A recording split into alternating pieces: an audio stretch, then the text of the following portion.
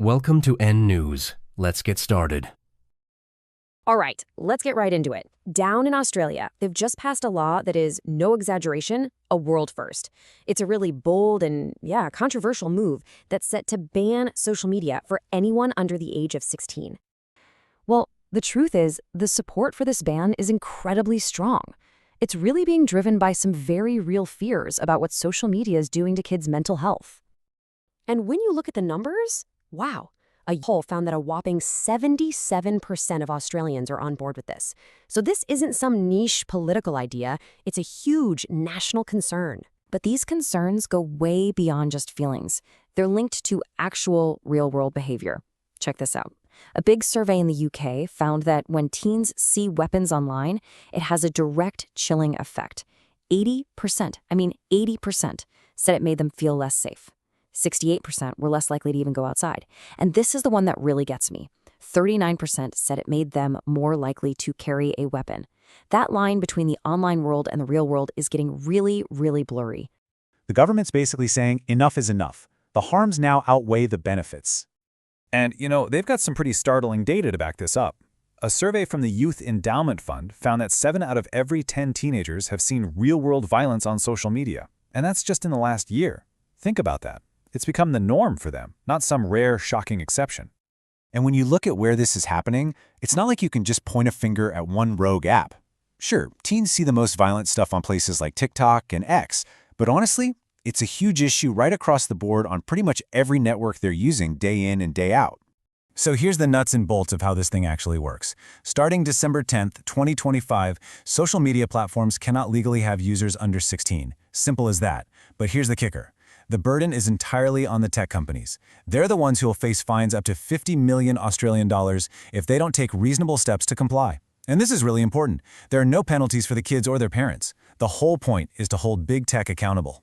Australia's e-safety commissioner, Julie Inman-Grant, basically put it like this, and it's a killer point.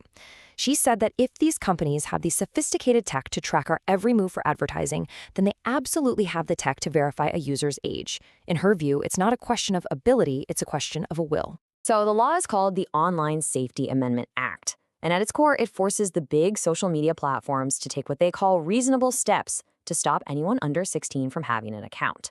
We're talking TikTok, Instagram, Facebook, you name it. And you'll notice YouTube is on that list now too.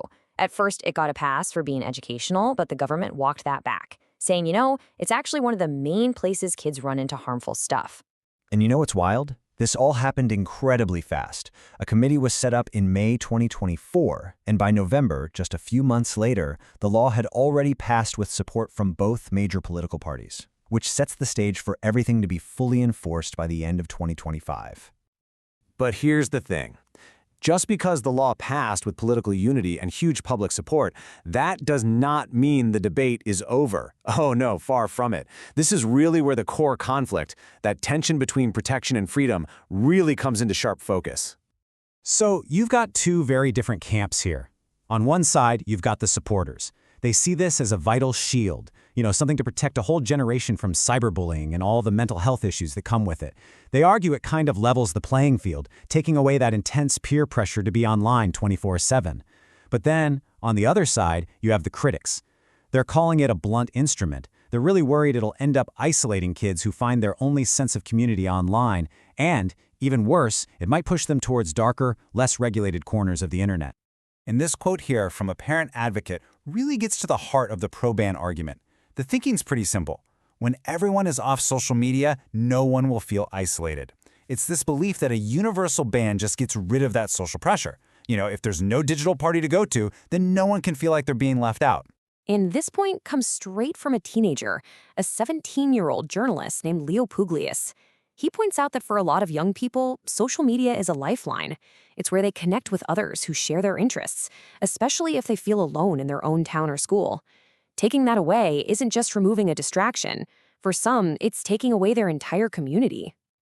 And then there's the really practical argument. Will this thing even work? I love this anecdote from Green Party MP Stephen Bates. He's basically saying that tech-savvy kids are almost always one step ahead. And the fear is that a ban won't actually stop them. It'll just push them to find workarounds in darker, less regulated corners of the internet. How do you prove you're 16 without sacrificing your privacy? I mean, how can a platform reliably check someone's age without forcing everybody to hand over sensitive stuff like a driver's license or passport? Australia has been really clear that requiring a government ID is off the table, which honestly just makes this whole challenge even tougher. And this quote from the Australian communications minister really sums up the government's whole attitude. She said, "We can't control the sea, but we can do our best to drive the sharks out of it. This is a war we're fighting for our kids' digital well-being." I mean, that tells you everything, right? They see this as an urgent, all-out fight for their kids' safety. They know they can't police the entire internet, but they are determined to make their corner of it as safe as they possibly can, no matter what it takes. It's not just about seeing bad content. It's about the intense social pressure, the fear of missing out. The hope is that a blanket ban just levels the playing field for everyone. And the opposition here is serious. Their argument is that even if it's well-intentioned, this ban could end up violating a child's right to access information and just participate in modern life.